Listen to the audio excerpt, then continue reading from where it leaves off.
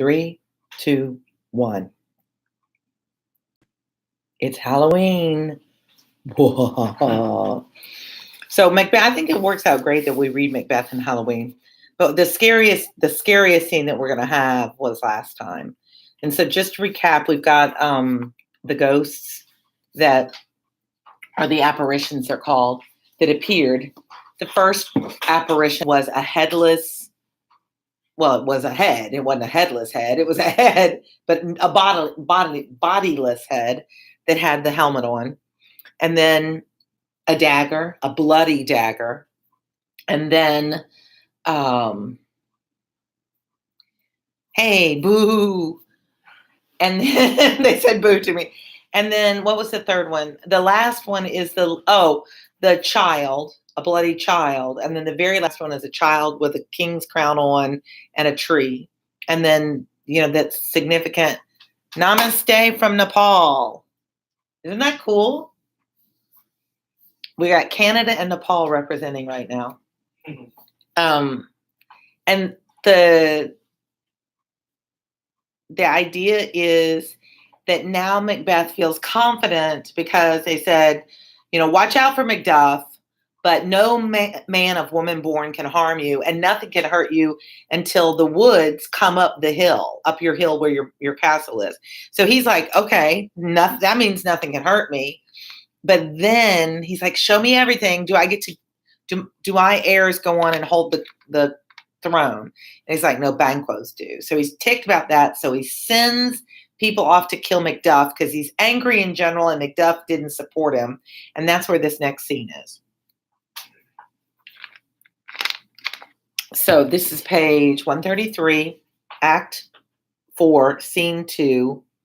And this is Macduff's wife. Now remember, Macduff is off in England trying to figure out what to do about Macbeth. She's there with her wife, her son, and the guy Ross, who's the attendant to Macbeth. And Lady Macbeth says, what had he done to make him fly the land? And I'm going to read this in modern. Does that make it harder for you? Okay. Because I think you'll understand it better. And there's not really any lines in this that are classic lines. All right, here we go. Lady Macduff says, what did he do that made him flee? Why did he go? Why did my husband leave? You have to be patient, madam. He had no patience. He was crazy to run away. Even if you're not a traitor, you're going to look like one if you run away. Well, Hermione, everybody's here from yesterday. Do you agree with that? If you hide, if you run away, that means you're guilty. Yeah, so that's what she's saying. If you run, everybody assumes you're doing something bad. And Ross says, you don't know whether it was wisdom or fear that made him flee. How could it be wisdom? To leave his wife, his children, his house, and his titles in a place so unsafe that he himself flees it? He doesn't love us. He lacks the natural instinct to protect his family. Even the fragile wren, the smallest of birds, will fight against the owl when it threatens her young ones in the nest. His running away has everything to do with fear and nothing to do with love. I've never taught Twelfth Night. Let me know how you like it. And since it's so unreasonable for him to run away, it has nothing to do with wisdom either. And Ross says, my dearest relative, like that's his cousin. I'm begging you, pull yourself together. As for your husband, he's noble, wise, and judicious, and he understands what the times require. Trust your husband, ma'am. Trust your husband. It's not safe for me to say much more than this, but times are bad when people get denounced as traitors and don't even know why.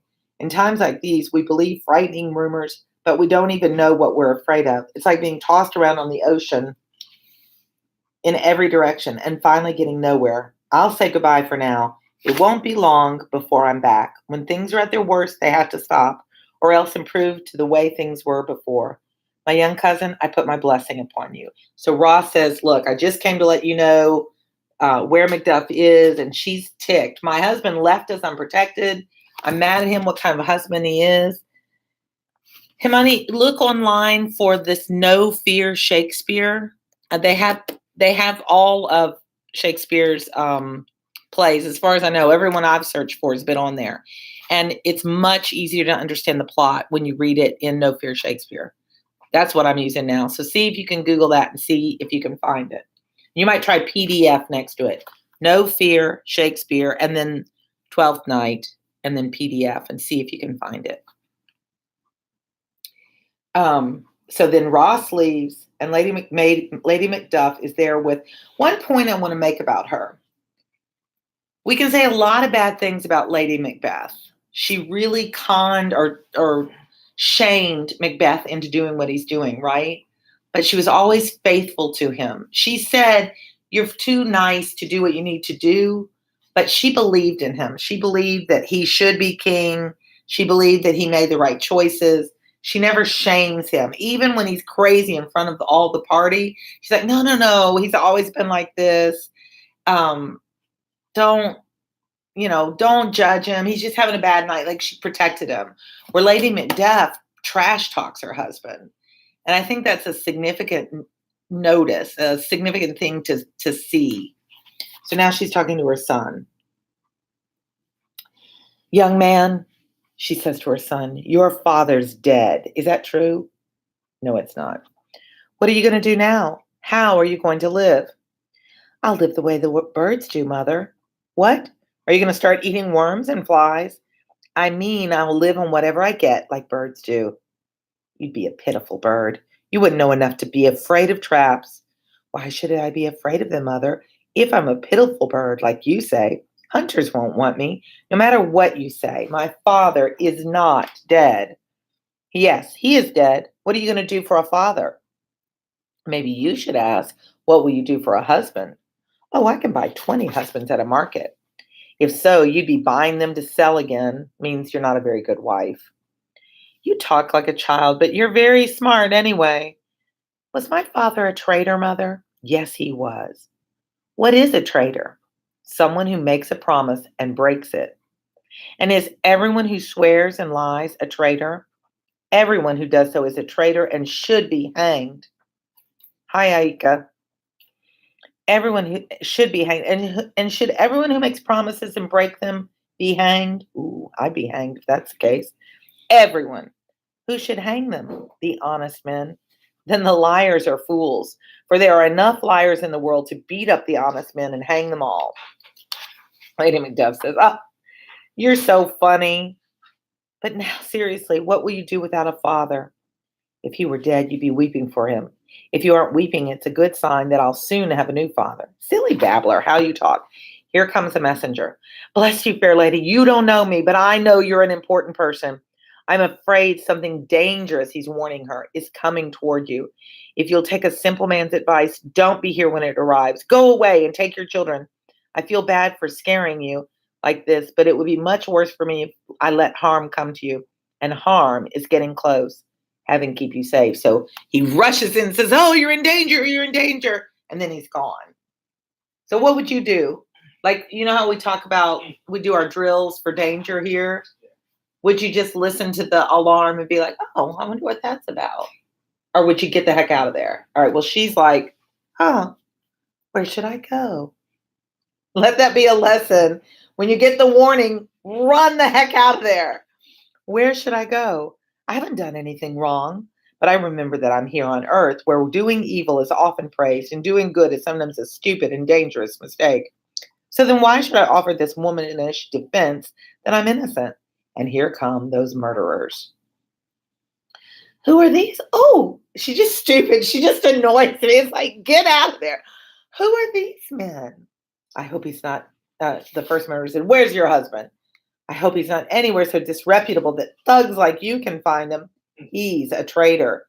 And the little boy jumps forward to defend his father. "You're lying, you shaggy-haired villain." "What's that you run?" And he brutally stabs him. The little boy's dead. "Young son of a traitor." And the son cries out, "He's killed me, Mother. Run away, I beg you." And the boy dies, and Lady Macduff runs, and off stage we hear, "Murder!" It's very dramatic when you see it in live. And so that's where you're going to do the Google Doc with, I mean, not the Google Doc, but the classroom assignment. So you're looking for quotes that show the differences between Lady Macduff and Lady Macbeth. So you'll have to get some of your stuff from Act 1, 2, and 3. Okay? But that'll be when we finish. I'll give you time to do that. All right. So now we go on. We jump ahead. and we're now in England. Malcolm, if you remember, is the son of Duncan. He should be the rightful king. He fled to England and he's waiting there. Now, Macduff has gone to him to get help because he recognizes that Macbeth is a bad guy and he's trying to do something about it. Malcolm says, let's seek out some shady place where we can sit down alone and cry our hearts out. Sorry, I'm having a struggle.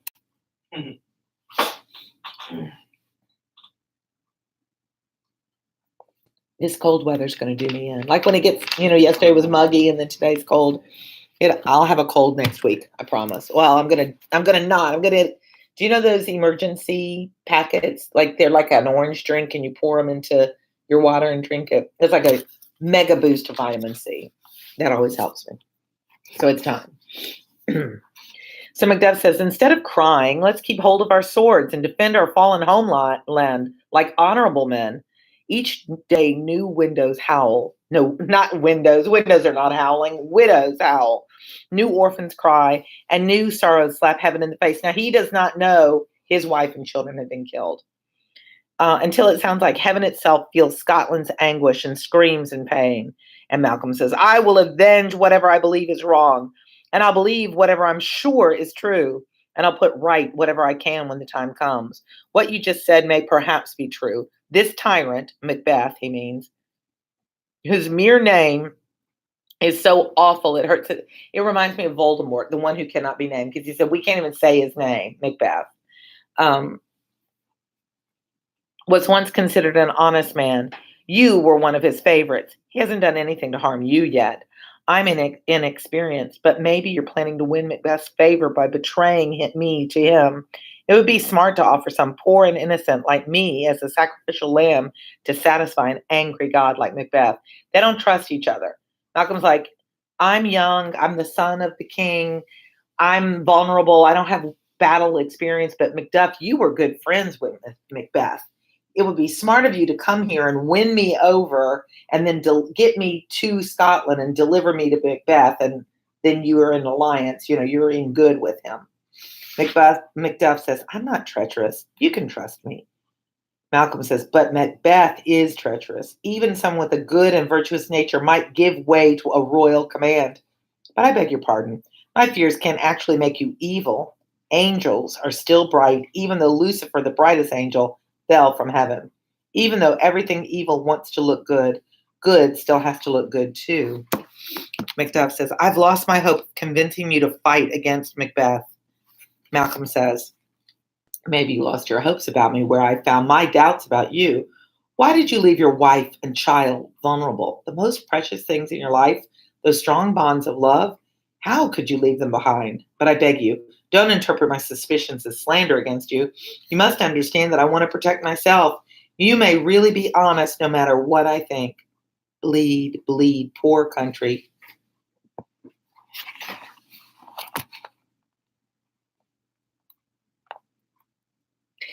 There's a lag. Is that what you're saying? Yeah. I think when I'm at school, the Wi-Fi is not so good and it lags. I'm sorry about that. That's why most of my stuff I do at home. But this one I'm actually doing in class because I'm reading it in class. We need to get better Wi-Fi here. We do. I think this building is this a metal building? Because a lot of times my phone signal is bad here too. No. I don't know, but I think it's worse here than over in the main building. Yeah. Oh, Kelly, maybe Canada has better Wi-Fi. I don't know. She says it's not lagging for her, but I've seen that when I've played it back. Have you ever watched any of my videos? I watched it. Did it lag? Where you went live at home. You watched it? Why didn't you say hi? No. You can come on anonymous and say hi. I wish there was a way you could. Hi, Adrienne. It's good to see you again. I wish there was a way you could like record it instead of read it. So you'd be like, you hear somebody, maybe they say awful things to you. That might not be a good idea. I think it was last Friday. For Macbeth, though? Yeah, Something else. You just want to see what I was doing? yeah. See why it told me your YouTube channel. When I went on it, you were already live. Is that, Oh. yeah. Is that, Well, you no, but he you said I could say his name. Was that Colin? Shout out again, Colin, if you're watching. It will suffer worse and in more ways than ever under the reign of the king who follows Macbeth. And Macbeth says, who are you talking about? I'm talking about myself.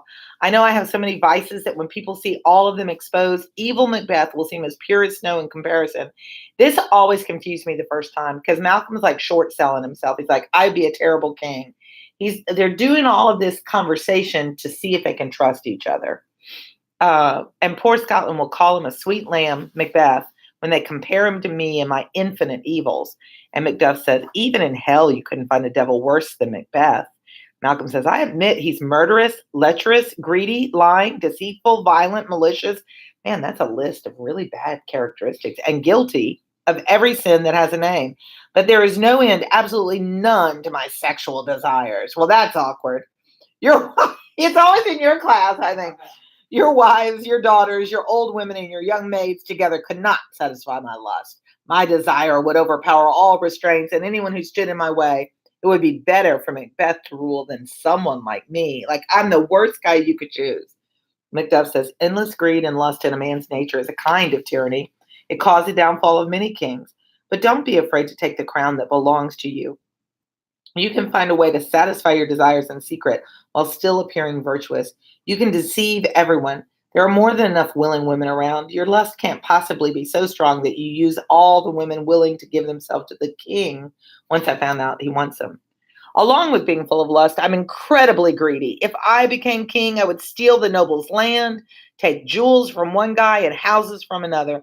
The more I had, the greedier I would grow until I'd invent false quarrels with good and loyal subjects, destroying them so I could get my hands on their wealth. The greed you're talking about is worse than lust because you won't outgrow that. Greed has been the downfall of many kings, but don't be afraid. Scotland has enough treasures to satisfy you out of your royal coffers. These bad qualities are bearable when balanced against your good sides. I still think you're the rightful king. Even though you say all these things bad about yourself, I still think you should be the king and not Macbeth. Malcolm says, but I don't have any good sides. I don't have a trace of the qualities a king needs, just such as justice, truth, moderation, stability, generosity, perseverance, mercy, humility, devotion, patience, courage, and bravery. Instead, I overflow with every variation of all the kinds of vices. No, if I had power, I would take world peace and throw it down to hell. Good leader. And Macduff says, oh, Scotland, Scotland. Malcolm says, if someone like me is fit to be king, let me know. I really am exactly as I've described myself to you. And Macduff says to Malcolm, fit to be king? You're not fit to live, O miserable nation ruled by a usurping, murderous tyrant. When will you see peaceful days again? The man who has a legal right to the throne is, by his own admission, a cursed man and a disgrace to the royal family.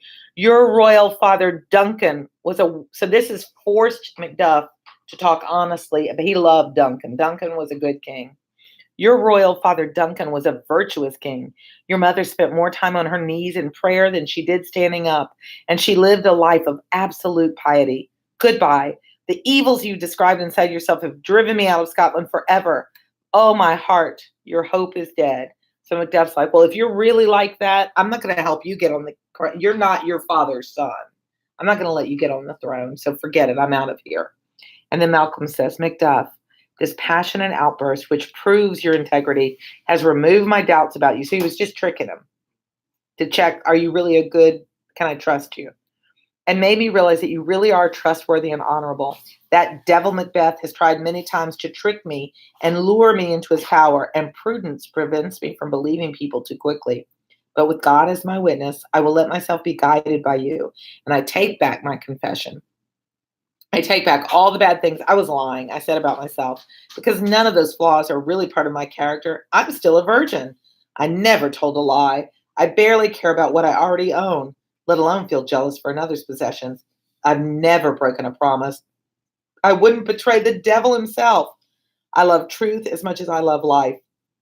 The lies I told my character are actually the first false words I've ever spoken. The person who I really am is ready to serve you in our poor country. Indeed, before you arrived here, old Seward. Now, Seward is not going to be a major character in the story, but it's a name you're going to need to know, and it'll probably show up on one of the quizzes or tests. Old Seward, with 10,000 soldiers already prepared for battle, was making his way here. Now we will fight Macbeth together, and may the chances of our success be as great as the justice of our cause. Why are you silent? Why so quiet? No. It's the line. Macduff says, it's hard to make sense of such different stories. He's like, I'm confused. One minute you're telling me you're this horrible person. Now you're saying it was all a lie. How do I know which was the lie? Can I trust you? And here comes a doctor. Malcolm says, we'll speak more soon. And to the doctor, is King Edward coming out? The doctor says, yes, sir. A crowd of sick people is waiting for him to heal them. Their illness confounds the most advanced techniques of modern medicine. But when he touches them, they heal immediately because of the power granted to him by heaven. Oh, I got that question wrong in a quiz. So for my honors class, they had to write a quiz for Act 4 that I had to take. And it was who healed with a touch. And it was like, I don't remember that at all. So now when I read them, I'm like, dang, I got that wrong. All right, Malcolm says, thank you, doctor. And the doctor exits. What disease is he talking about? It's called the evil.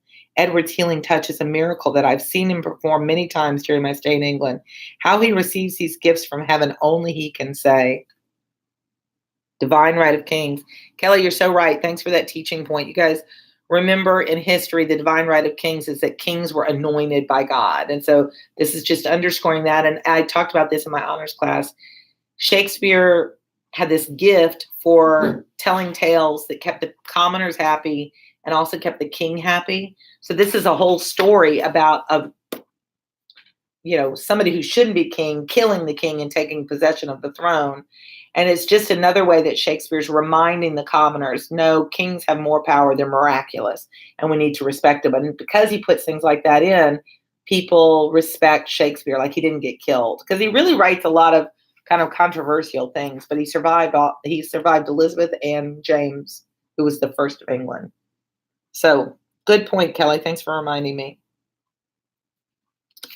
How he receives these gifts from heaven, only he can say. But he cures people with strange conditions, all swollen, plagued by ulcers, pitiful to look at. Patients who, beyond the help of surgery, by placing a gold coin around their necks and saying holy prayers over them. They say that he bequeaths this ability to heal his royal descendants. Along with this strange power, he also has the gift of prophecy and various other abilities. All of these signs mark him as a man graced by God. And Ross shows up. Now Ross is in England. Macduff says, who's that coming over here? Malcolm says, by his dress, I can tell he's my countryman, but I don't recognize him. Macduff says, my noble kinsman, welcome. Malcolm says, oh, I recognize him now. May God alter the circumstances that keep us apart. Ross says, hello, sir. Macduff says, is Scotland the same as when I left? Ross says, alas, our poor country, it's too frightened to look at itself. Scotland is no longer the land where we were born. It's the land where we'll die. Where no one ever smiles except for the fool who knows nothing. Where sighs, groans, and shrieks rip through the air, but no one notices. Where violent sorrow is a common emotion. When the funeral bell rings, people no longer ask who died. Good men die before the flowers in their caps wilt. They die before they even fall sick. So look at the comparison between the king in England, who's healing all these people, and Macduff, who's making all the people die, and everything's sad and awful. Once again, Shakespeare's saying that the right king makes the country great, and the wrong, the usurper is the word they use, makes the country fail. Macduff says, oh, your report is too poetic, but it sounds true. Malcolm asks, what's the most recent news? Ross says, even news an hour old is old news. Every minute another awful thing happens. Macduff asks, how's my wife? Now this is going to be interesting. Ross says, she's well. Now we all know she's dead. So this is going to be this fun little play on words. She's well. And all my children, Macduff says, they're well too. Macbeth hasn't attacked them. They were at peace when I left them. What do we say when people die? Rest in peace, right? Don't be stingy with your words. What's the news? While I was coming here to tell you my sad news, I heard rumors that many good men are arming themselves to rebel against Macbeth. When I saw Macbeth's army on the move, I knew the rumors must be true. Now is the time when we need your help. Your presence in Scotland would inspire people to fight. Even the women would fight to rid themselves of Macbeth's oppression. They really respect Macduff. He's the hero. Malcolm says, let them be comforted. I'm returning to Scotland. Gracious King Edward has sent us noble Seward and 10,000 soldiers. There's no soldier more experienced or successful than Seward in the entire Christian world. Ross says, I wish I could repay him this happy news with good news of my own. But I have some news that should be howled in a barren desert where nobody can hear it. Macduff says, what is this news about? Does it affect all of us or just one of us? No decent man can keep from sharing in the sorrow, but my news affects you alone. If it's for me, don't keep it from me. Let me have it now, Ross says. I hope you won't hate me forever after I say these things, because I will soon fill your ears with the most dreadful news you've ever heard. They just say it. He keeps going on. I've got bad news. Macduff says, I think I can guess what you're about to say. Your castle was attacked. Your wife and children were savagely slaughtered. If I told you how they were killed, it would cause you so much pain that it would kill you too and add your body to the pile of murdered corpses. Merciful heaven! Come on, man, he says to Macduff. Don't keep your grief hidden. Put your sorrow into words. The grief you keep inside you will whisper in your heart until it breaks. They killed my children too. Ross, they killed your wife, your children, your servants, anyone they could find. And I was away. My wife was killed too? He's like in shock. I said she was. Malcolm says, take comfort. Let's cure this awful grief by taking revenge on Macbeth. Let's turn this pain and go do something with it. Macduff says, he doesn't have children, meaning Macbeth. Oh, my pretty little children. Did you say all? Oh, that bird from hell. All of them? What, all my children and their mother dead in one fell swoop? Fight like a man, Malcolm tells him. I will, but I also have to feel it like a man. I can't help remembering the things that were most precious to me. Did heaven watch the slaughter and not send down any help? Sinful Macduff, they were killed because of you. As wicked as I am, they were slaughtered because of me, not because of anything they did. It's my fault that he killed them. May God give their souls rest. Malcolm says again, let this anger sharpen your sword. Transform your grief into anger. Don't block the feelings in your heart. Let them loose as rage. Macduff said, I could go on weeping like a woman and bragging about how I will avenge them. But gentle heavens, don't keep me waiting. Bring me face to face with Macbeth, that devil of Scotland. Put him into the reach of my sword, and if he escapes, may heaven forgive him as well. Malcolm says, now you sound like a man. Come on, let's go see King Edward. The army is ready. All we have to do now is say goodbye to the king. Macbeth is ripe for the picking. We'll be acting as God's agents. Cheer up as much as you can. A new day will come at last. So now Act 5 is our last act. So everything's turning. Macbeth's getting busted. Everybody knows Macbeth is evil. The King of England is sending a big 10,000 troops with this guy, Seward, one of the lords who's very powerful and an experienced fighter. They're going to go all attack Macbeth. But remember, who's going to win? Because the witches have said, beware Macduff. Macduff's coming. So the warning is right. Watch out. But no man of woman born can harm you. And nothing will harm you until Burnham Woods marches on Dunsinane Hill where you live. So how is this going to end? Who's going to die? Remember, tragedies, the people you want, they die. I mean, people die in tragedy. So who's going to be the one dies? Everybody, 1, 2. So y'all write in below. Who do you think, unless you know the ending? Like if you already know, don't guess. But if you're just guessing, guess. If you haven't subscribed, what do they need to do, Em? What else do they need to do? Hit the bell. Hit the bell. Why do they hit the bell? Because it notifies when you go live. Because it notifies you when we go live, and you don't want to miss these exciting moments. Happy Halloween to everybody. If you don't celebrate, I'm sorry. But I'm in my orange pumpkin outfit. So have a happy Halloween, and I will read to you next time. See ya.